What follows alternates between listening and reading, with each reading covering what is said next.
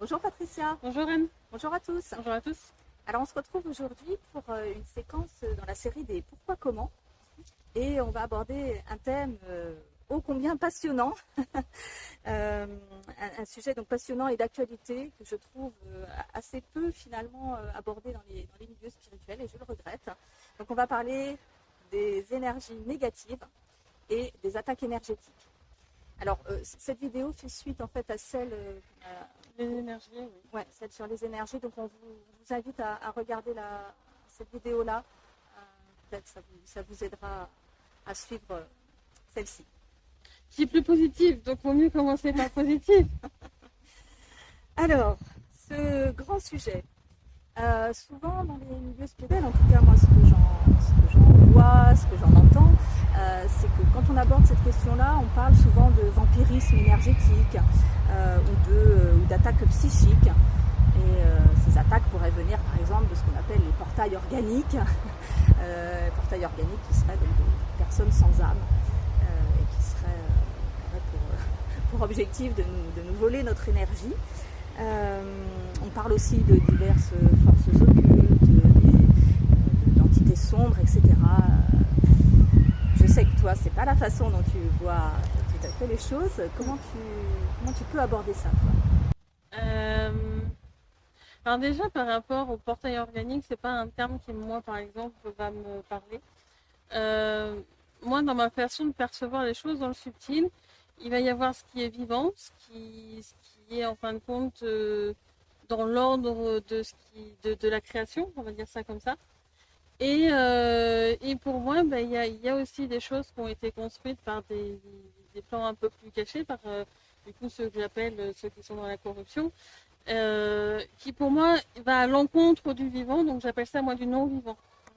Je ne dis pas portail, pour moi il y a deux grandes classes, le vivant et le non-vivant.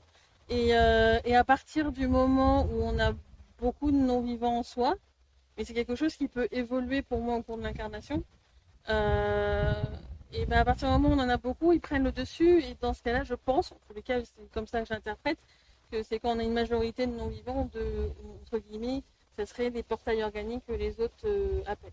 Moi, c'est comme ça que j'ai tendance à le percevoir quand ils expliquent les choses. Euh, mais moi, je vais plus parler de vivant et de non-vivant. Est-ce que dans cette conception-là des choses, le non-vivant est muet de mauvaises intentions, de mauvaises En énergies, général, oui. justement? Oui, Justement, d'accord. bah, vu qu'ils ont été fabriqués par tout ce qui est corruption, souvent en détournant des choses qui étaient vivantes à la base, en utilisant des fois des énergies de destruction, parce que les énergies, il y en a qui sont plus basses que d'autres. Lorsqu'on fait exploser quelque chose, il y a une énergie qui en dégage, qui est l'explosion, qui n'est pas forcément de base très positive. Et parce que bon, il y a toujours un degré entre le positif et le négatif. Enfin, j'aime pas utiliser ces termes de base, mais pour décrire, c'est quand même plus facile. Euh, Dans ce cas-là, ben, c'est vrai qu'ils ont tendance à vouloir ben, rester dans cette forme de corruption, ceux qui l'ont créé en fin de compte. Mais pour moi, c'est pas quelque chose qui va aller d'un côté constructif pour les différents êtres en question. Enfin, même moi, des fois, quand je les perçois, c'est des trucs avec des tentacules, ça peut être très sombre et tout. Moi, de la façon dont je le perçois en subtil, c'est pas beau. Mm. Euh, Quelque chose de vivant, ben, il aura tendance à vouloir collaborer, avancer, être dans le respect, même s'il n'a pas forcément conscience au départ de toutes les corruptions ou autres. Ça, c'est des apprentissages et on avance sur nos chemins à un rythme. Moi, en tous les cas, de mon expérience, de ceux que j'ai vus qui sont dans la corruption, et là, du coup, le non-vivant en fait partie, et ben, c'est plutôt absorber les choses pour soi. Alors, quelle chose sort de quoi? Ben, ça pourrait absorber quelque chose qui est vivant, mais pour soi. Ah, C'est s'attribuer les choses. Donc c'est pas. Il y en a un côté, il y a un côté collaboratif, de l'autre, c'est tout pour moi. et est-ce que s'approprier l'énergie d'une autre personne, ça peut en faire partie? Quand on parle de vampirisme. Ils peuvent en faire partie. Il peut y avoir aussi des personnes qui le font de manière non consciente, qui sont dans le vivant, qui ont juste leurs apprentissages à faire. et qui sont tellement fatigués ou autres que c'est un système, j'ai envie de dire, de sécurité où ils ont besoin d'énergie, donc ils vont la puiser. Mais ils peuvent ne pas en avoir conscience. Donc ça dépend, après c'est à chacun de vérifier de son côté en fin de compte quelle est la cause. Moi ça m'est arrivé de pouvoir le dire à des fois à des personnes ou d'autres en disant quand tu es venu chez moi la dernière fois, j'étais fatiguée quand tu es reparti, j'ai eu besoin d'un peu de récupérer. Elle était à ce moment-là, cette personne, un petit peu vampire énergétique, mais parce que peut-être qu'elle était un petit peu dans la dépression ou autre chose. Et là, elle s'est dit, ok, il y a vraiment quelque chose qui ne va pas avec moi, il faut que je travaille sur moi. Donc, c'est pas forcément que du non-vivant qui va avoir ce côté vampire énergétique. Mais c'est vrai qu'en général, le non-vivant va de base essayer de puiser les énergies aux autres. Mais il ne faut pas dire parce que ça me puise les énergies, c'est forcément quelque chose de négatif. La personne n'en a pas forcément conscience au moment où elle le fait. Ouais, je crois on a tous ressenti ça au moins une fois, de se sentir oui, vidé de son énergie quand on est dans une situation ou avec certaines personnes.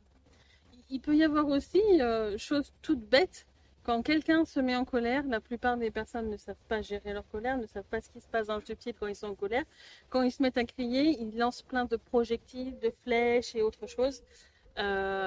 D'où les entraînements énergétiques qu'on a commencé à faire et qui du coup vont se mettre dans les prochaines semaines où j'explique comment manipuler certaines énergies, des formes et tout ça pour justement tous ces objets qui sont envoyés pendant par exemple que quelqu'un soit en colère, de pouvoir les parer tout simplement.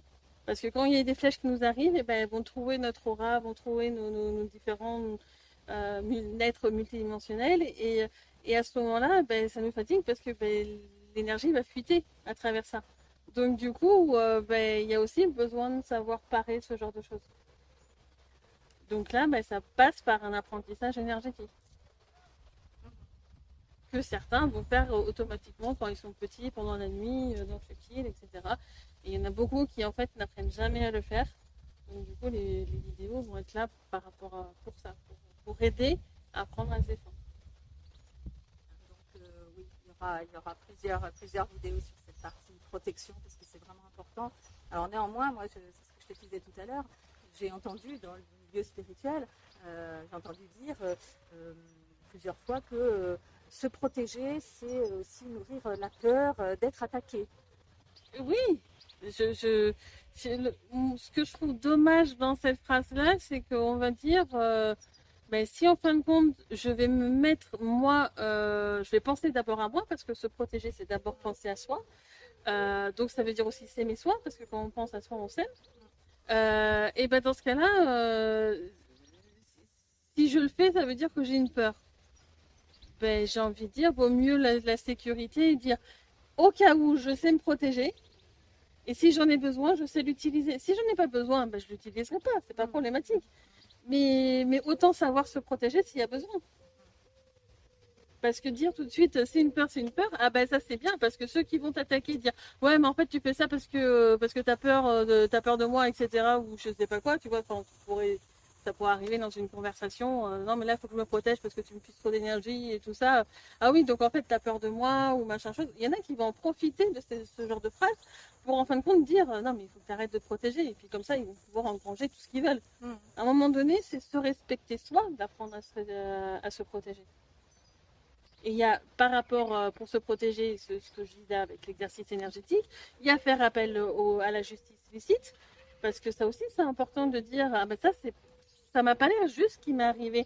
Je vais demander, en fin de compte, que ça soit vérifié par la justice et que bah, y ait réparation pour moi s'il y a besoin et que l'autre, eh ben, il puisse avoir les conséquences de ses actes.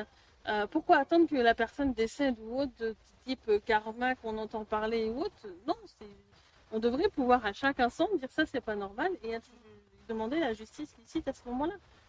C'est quelque chose qui, pour moi aujourd'hui, me paraît complètement cohérent en tous les cas. Mais j'ai l'impression que certaines personnes, toujours dans les milieux spirituels, il y en a qui ne veulent pas justement en croire. Mais dans ce cas-là, c'est qu'ils ont même peur. Parce que, ah ouais, non mais, ah non, je veux pas le croire, non, sinon ça veut dire que je suis dans la peur, machin chi, machin chose.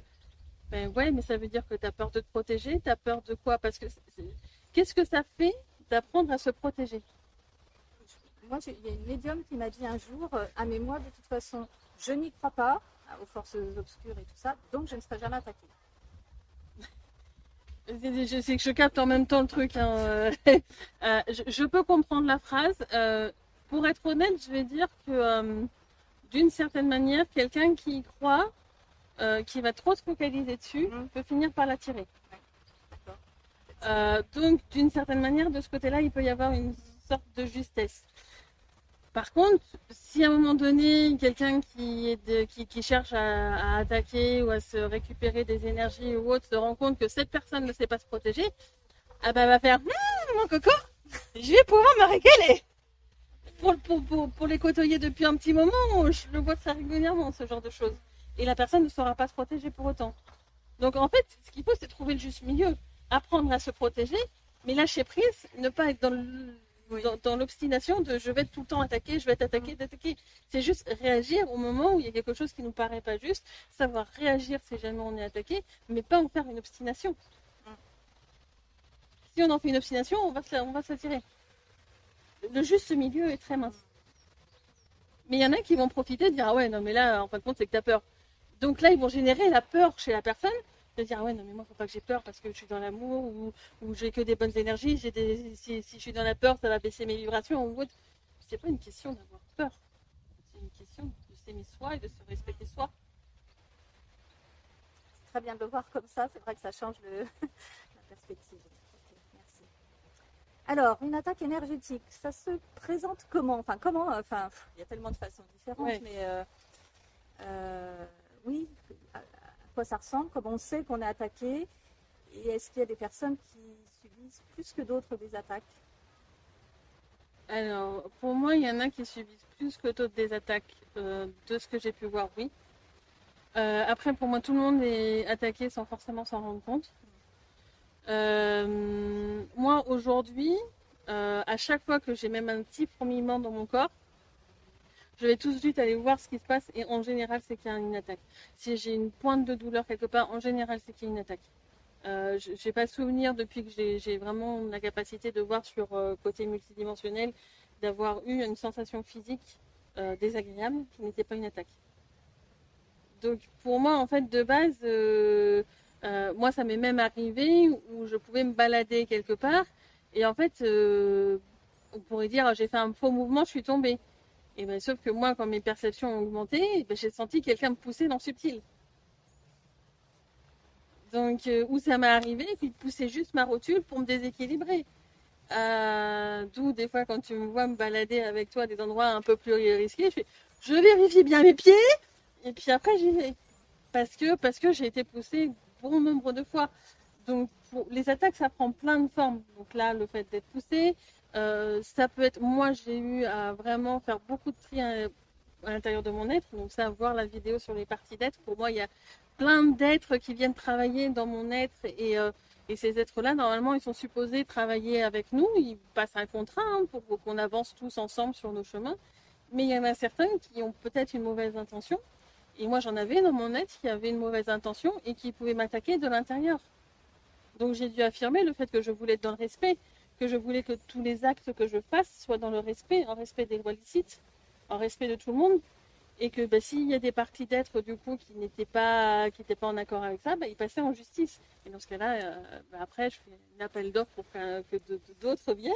Dans le subtil, ça fait un peu ça. Mais les attaques, elles viennent de plein de sortes. Comme je te l'ai dit, quelqu'un qui est en colère, il va t'envoyer des projectiles. Alors, c'est pas le même type d'attaque. Moi, j'ai eu, quand j'avais fait certaines techniques énergétiques, j'en avais pas fait conscience au départ. Mais ça me permettait à moi d'appréhender certaines choses au départ avec des notions qui étaient, on va dire, classiques. Et le fait d'appeler certains êtres pour faire certaines épurations ou autre chose, ils en avaient profité pour foutre des portails ou autre chose qu'il a fallu que j'épure par la suite. Et par ces portails, ils pouvaient venir attaquer sans que je m'en rende compte. Des fois, ils étaient complètement dissimulés ou autre. Les attaques, elles peuvent venir de plein de manières différentes. Dans ce cas-là particulier, par exemple, le fait de se faire une bulle énergétique, il a déjà installé le portail à l'intérieur, il va pouvoir rentrer quand il veut. Donc la bulle énergétique ne va pas l'empêcher. Donc, après, la protection, c'est pour ça qu'on me demande de faire les protections. Si je veux vraiment donner une solution rapide, c'est forcément de faire une demande en justice. Parce que les juges vont venir, ils vont voir ce qui se passe, et puis dans ce cas-là, eh ben, ils vont récupérer celui qui attaque, etc. Il va faire les trucs. J'ai envie de dire, c'est une solution globale. Mais au fur et à mesure où la personne va évoluer, elle a besoin d'apprendre à se protéger elle-même, parce que la justice va dire, ah non, non, là, ça t'es supposé pouvoir le faire, etc. Là, on va pas le gérer forcément à ta place. Parce qu'au fur et à mesure où on évolue, c'est comme dire, je sais pas moi, un enfant qui apprend à lire. Au début, tu vas être à côté, il bute sur les mots, tu lui dis, tu lui rappelles les syllabes pour qu'il le mémorise, etc. Donc, quand tu fais les premières demandes en justice, c'est un peu la même chose. Le juge, il va venir, il va t'épauler, il va te faire comprendre les choses, il va te mettre les apprentissages pour que tu comprennes et tout. Mais au bout d'un moment, il faut que tu apprennes à lire la phrase toute seule parce qu'il ne va pas être tout le temps là à côté. Et puis après, ça sera un paragraphe et puis un livre en entier. Et puis s'il y a un mot que tu ne comprends pas, au bout d'un moment, tu vas aller chercher le dictionnaire. C'est comme tout. Au début, on te tient par la main, puis petit à petit, tu fais des apprentissages, tu évolues, et tu fais plus de choses par toi-même. Là, ce que tu dis sur les demandes en justice, en fait, c'est pas des mesures préventives, c'est des mesures curatives. Non, contrairement là, s'il y en a qui sont en colère et qu'on peut se protéger, etc., c'est préventif, parce que l'attaque ne va pas venir jusqu'à nous. D'accord. Là, on pourra faire des demandes en justice en envoyant les projectiles en justice et dire il y a ça qui m'est arrivé dessus. Mais la justice, pour pouvoir rendre un jugement, il faut que le truc se soit produit. Si ça ne s'est pas produit, il ne peut pas juger. Donc ça veut dire qu'il y aura le dégât et après la réparation. C'est vrai que moi, dans mon idée, la protection, c'était plus en amont du problème. Et dans ce cas-là, il faut combiner le fait de savoir faire des protections énergétiques de manière complexe, parce que c'est pas non plus que ce que je vais indiquer dans les vidéos où ça va être savoir détourner des objets ou autre, c'est beaucoup plus complexe que ça. Hein. On a beaucoup de niveaux énergétiques, c'est des années d'apprentissage, mais déjà de mettre le pied à l'étrier permet après de savoir où aller chercher des informations dans le subtil et continuer ses propres apprentissages aussi. Et moi personnellement, j'apprends encore parce que tous ceux qui sont dans la corruption sont très inventifs, et vu que c'est des choses qui ne sont pas forcément définies de base, quand tu fais bon alors, ok, là ils ont fait ça comment ils sont démerdés? Et là, on a toute une équipe dans le subtil qui va être là et essayer de comprendre par quel chemin ils sont passés, parce que vu que c'est pas défini dans les lois de base, ils détournent tout ce qu'ils peuvent. Il faut comprendre qu'est-ce qu'ils ont réussi à détourner pour générer une attaque. Et on peut pas dire qu'on connaît toutes les attaques dans le subtil qui sont possibles et inimaginables. Donc, à un moment donné, dans ce cas-là, de faire appel à la justice va permettre de comprendre comment ça s'est passé. Et puis après, il y a tout un système de soutien qui se met en place pour essayer de comprendre comment on peut contrer ce genre de choses, etc. Voilà. C'est un vaste sujet. Oui, alors on va peut-être consacrer une deuxième vidéo du coup parce que j'ai encore plein de questions à te poser sur ça, Patricia. Donc on se retrouve pour la suite. On a encore plein de choses à voir. Merci. Merci. À bientôt. À tout de suite.